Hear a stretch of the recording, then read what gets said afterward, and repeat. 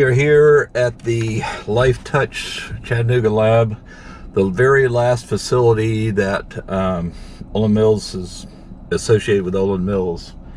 They tore down Shallowford a while ago. Carter Street was sold 100 years ago.